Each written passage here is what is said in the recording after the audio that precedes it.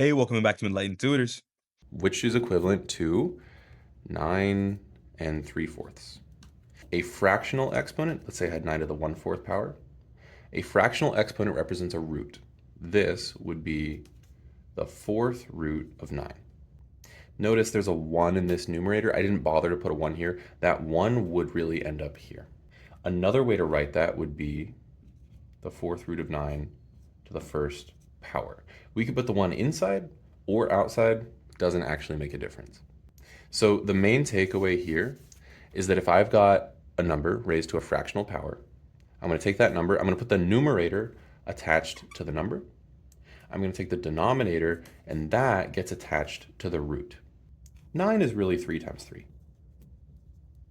So what I can do here is I can break 9 to the 3rd power up into 3 to the 3rd power times another 3 to the 3rd power. 9 is 3 times 3, so I can break it up like this. Now, if I do that, that means I've got, if I write the whole thing out, 1, 2, 3, 4, 5, 6 threes in here. This is 3 of them, this is 3 of them, 6 total. And I've got a 4th root. What a 4th root does, it says, hey, I'm going to take 4 of these, and I'm going to put these out in front. So I end up with, and I need a space to write this, so I'm going to erase what's above. I need a space to write this. These 4 3s here get taken out and become 1 3 on the outside. The 2 3s on the inside remain.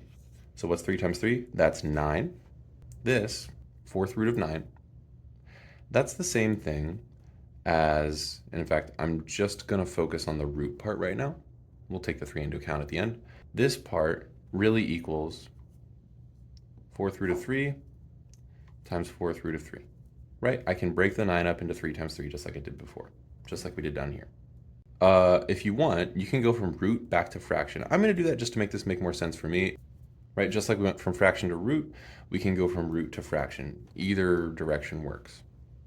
Now, when I'm multiplying these, what I'm doing with the fractions is actually going to add them.